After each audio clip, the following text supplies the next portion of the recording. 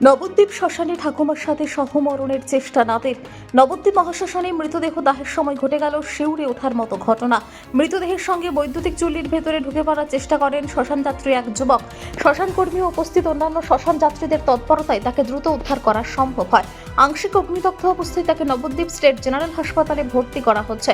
বর্তমানে তিনি চিকিৎসাধীন। তার শারীরিক অবস্থা স্থিতিশীল বলেই হাসপাতাল সূত্রের খবর। ঘটনাটি মঙ্গলবার গভীর রাতে নবদ্বীপ মহাশ্মশানে ঘটে।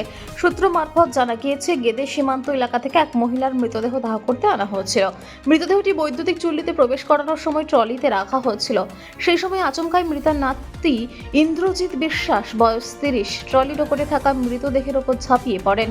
ট্রলিটি তখন ইতিমধ্যেই খোলা বৈদ্যুতিক চুল্লির ভেতরে ঢুকতে শুরু করেছে। মুহূর্তের মধ্যেই উপস্থিত মানুষের চিৎকারে পরিস্থিতি উত্তপ্ত হয়ে ওঠে। শ্মশান কর্মী এবং অন্যান্য শ্মশান যাত্রীরা দ্রুত চুল্লির সামনে পৌঁছে যুবককে টেনে বাইরে বের করে আনেন। তবে ততক্ষণে তার চোখ মুখ সহ শরীরের কিছু অংশ অগ্নিদগ্ধ। প্রাথমিক চিকিৎসার পর তাকে দ্রুত নবদ্বীপ হাসপাতালে ভর্তি করা হয়। চিকিৎসকদের পর্যবেক্ষণে তিনি এখন স্থিতিশীল। ঘটনার কারণ নিয়ে এখনো ধোঁয়াশা।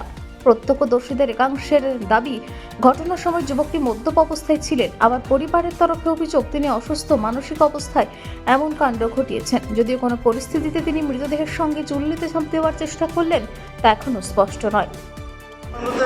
গতকাল রাতে একটা মৃতদেহ এসেছিল গেদে বানপুর থেকে একটা মহিলা, বয়স্ক মহিলা। মৃতদেহ এসেছিল। আচ্ছা, এবার যে সিস্টেম আমরা প্রতিদিন মৃতদেহ দাহ সৎকার করি এখানে চুল্লিতে, সেই সিস্টেম করছিলাম। হঠাৎ থেকে এক ব্যক্তি মৃতদেহ করে ঝাঁপ মেরেছে। তখন সহজে কী করবো, আমরা সেই কাজ বন্ধ রেখে সেই ব্যক্তিকে মহামেডের সচেতন করে তাকে বের করে হাসপাতালে পাঠানো যায়। তারপর পুনরায় সেই মৃতদেহ ঢোকানো হয় চুল্লিতে। মোটামুটি এখনও দেখা যাচ্ছে সেই যুবক এখন সুস্থ আছে কিছুটা। হ্যাঁ, সেটা আমরা বলতে পারছি না, আমরা তো এখানে কর্ম নিয়ে ব্যস্ত রয়েছি। আচ্ছা, তাকে হাসপাতালে তড়িঘড়ি পাঠানো হয়েছিল? পুলিশকে খবর দেওয়া হয়েছিল? হ্যাঁ, পুলিশকে অফিস থেকে ইনচার্জ খবর দিয়েছিল। তা পুলিশ এসেছিল? না, পুলিশ এখানে আসেনি। আচ্ছা, হসপিটালে গেছিল, আপনারাই হসপিটালে পাঠিয়েছিলেন? হ্যাঁ, আমরা বলতে কি মানে হ্যাঁ, সকলের সহযোগিতায় তাকে হাসপাতালে ভর্তি করা হয়েছে। নাম জানা গেছে? না, নাম বলতে পারছি না। আচ্ছা, আর ওই যে বৃদ্ধা, ওটা গেদে বানপুর থেকে এসেছিল? খেতে বন্ধ করতে গেছিল। জানা যাচ্ছে যে ওই যুবক নাকি ওই বৃদ্ধার নাতি। সেটা তো আমরা বলতে পারছি না। এবার ধরেন এখানে মৃত ব্যক্তির নাম থাকে আর তার ঠিকানাটা থাকে, আর যে সই করে তারা এটা থাকে। আগামী দিনে কর্তৃপক্ষ রাত ঠিক 11:25-এ একটা বডি আমাদের বম্বে চুল্লিটায় দেয়া হচ্ছিল। সেই সময় বডির সঙ্গে যারা ছিল তাদের মধ্যে একজনা পরিচয় পেলাম যে ওই মিতার নাতি হয়।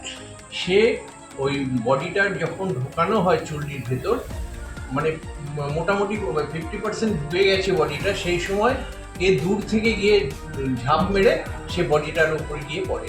তখন আমাদের যে ডোম ছিল সে খুব দৃঢ়তার সঙ্গে সে বডিটাকে সেই আটকে দেয়, এই ট্রলিটাকে আটকে দেয় এবং বডিটাকে উদ্ধার করে বাইরে নিয়ে আসে। তারপরে ওই ছেলেটিকে বডিটাকে সেই লোকটিকে তখন ওরা যারা বডি নিয়ে এসেছিল ওরা তখন এতে নিয়ে যায়, হসপিটালে নিয়ে যায়।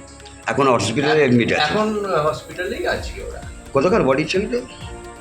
কতকার বডিটা কোথাকার ছিল? কৃষ্ণগঞ্জ থানা। ওর নাম ছিল বোধহয়, খুব সম্ভব ইন্দ্রজিৎ বিশ্বাস ছেলেটি। আর তার দিদিমা যে ছিল সে বোধহয় কি 95 বছরের বৃদ্ধা, 95। কি টুকুবালা মণ্ডল। উনার দেহ দাহ করতে এসেছিল। আর তারপরেই এই ঘটনা। আপনারা কি এরপরে যে এই যে ম্যাক্সিমাম লোক আসে চুল্লির কাছাকাছি দেহ নিয়ে, সে ব্যাপারে কি কোনো রকম বাইন্ডিং করবে বা এরকম কোনো আটকাবার ব্যবস্থা করবেন? না, আমরা এখন ডিসিশন নিয়েছি, যখন বডিটা ওই চুল্লির কাছে যাওয়া হবে তখন 4 জনা ওখানে ক্যারি করে নিয়ে যাবে।